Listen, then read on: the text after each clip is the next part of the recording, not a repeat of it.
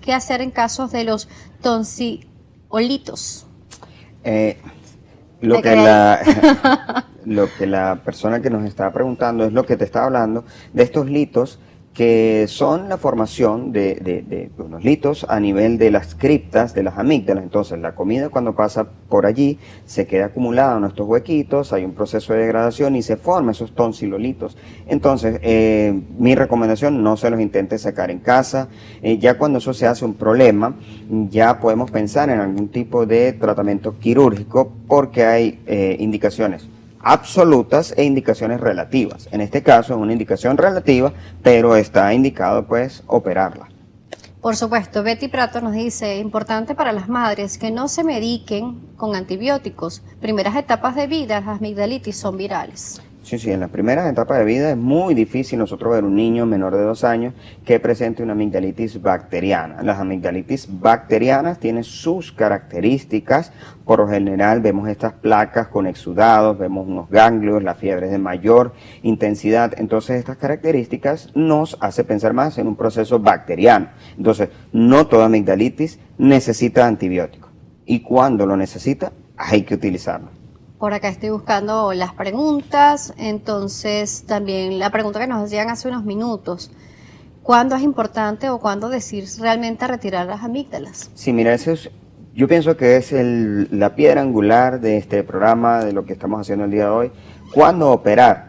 Es un debate entre médicos, entre pediatras, entre otorrinos, pero definitivamente tenemos que entender lo siguiente.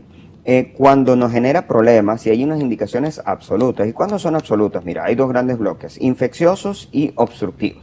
En cuanto a los infecciosos, si son muy a repetición, definitivamente hay que hacer un procedimiento quirúrgico. ¿Por qué? Porque dejarlas allí puede ocasionar que estas amigdalitis presenten algún proceso infeccioso a nivel local, es decir, infecciones mucho más fuertes a nivel de cuello, que crean abscesos, incluso se pueden complicar muchísimo más, o a nivel sistémico, las infecciones a repetición pueden generar problemas a nivel del corazón, de las articulaciones, del riñón. Entonces es un problema que cuando es repetitivo, lo mejor es definitivamente quitarla, porque allí estas bacterias hacen como una especie de un iglú, o sea, viven allí, se tapan totalmente y los antibióticos ya no tienen tanto efecto. Entonces el procedimiento lógico es quitarla.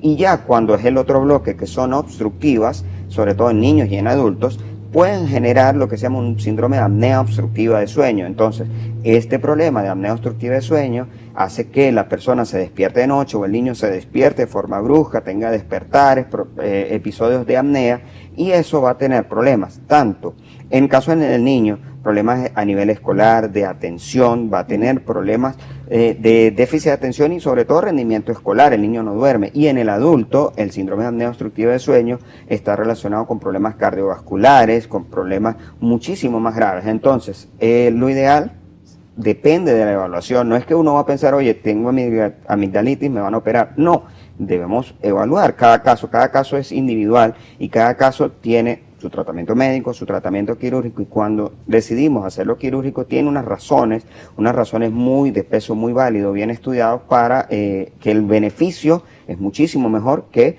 el procedimiento. Norden nos escribe, ¿por qué se pueden presentar a repetición y cuántas veces al año la amigdalitis? ¿Por qué a repetición? Porque ya tenemos un proceso de que ahí se hacen unos biofilms, se hacen como las bacterias están allí presentes, entonces el antibiótico casi no va a hacer algún efecto o hace un efecto corto. ¿Cuántas veces? Mira, se puede repetir 7, 10 veces al año o inclusive muchísimas más. De hecho, los criterios, dentro de uno de los criterios es más de 7 veces en un año tienes un criterio absoluto de realizar una amigdalectomía. Más de 5 en 2 años tienes un criterio de realizar amigdalectomía. Son unos criterios muy bien establecidos.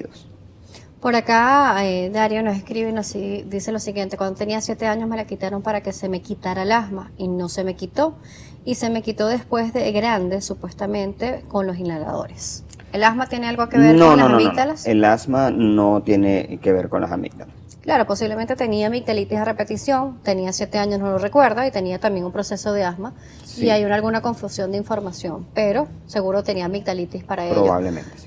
Era un niño, tenía 7 años. ¿A partir de qué edad realmente dejan de funcionar como este sistema de defensa nuestras amígdalas? A partir ya a los 3 años ya este sistema de defensa, sí, ya este sistema de defensa ya vamos a pensar, está obsoleto, vamos a suplantar una tecnología por otro tipo de sistema de defensa. Entonces, ya a partir de los 3 años ya este sistema deja de ser efectivo. Claro, porque José nos está diciendo, ¿el niño es entonces recomendable hacer este tipo de operaciones cuando hay infecciones constantes o a repetición?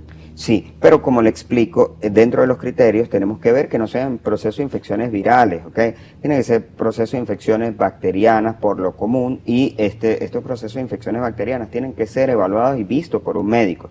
Y no es que tenga 7 episodios en su casa y que no hayan sido tratados, no hayan sido vistos. En general es lo recomendable es que cada episodio haya sido evaluado por algún médico y el tratamiento haya sido indicado por un médico. Por acá nos dice Norda lo siguiente, si un niño ronca, incluso ya adolescente, ¿es amígdalas o adenoides? Hay que operar. Cuando el niño ronca, por lo general el proceso es de una hiperplasia de las adenoides, también pueden estar implícitos los cornetes, pero por lo general en la pregunta de ella, adenoides. También están las amígdalas palatinas que están implicadas. Y cuando son las dos, obviamente, nosotros los otorrinos hacemos una cirugía que es bastante común llamada adenotonsilectomía, que es el retiro de las adenoides y de las amígdalas. Por acá tu defensora con fe dice buenas tardes, saludos al doctor Jesús. También nos escriben por acá, las amigdalitis continuas pueden producir cáncer en las amígdalas. Mira, no se ha descrito cáncer, pero dentro de otro de los criterios, ya en el adulto, vamos a pasar ya del niño al adulto, dentro de los criterios absolutos, aparte del proceso infeccioso, aparte a repetición, aparte del proceso de hiperplasia, es decir, que esté muy grande, cuando hay una amígdala mucho más grande que la otra, cuando hay una amígdala sangrante, cuando hay una amígdala que nos parezca anatómicamente que es distinta, nosotros podemos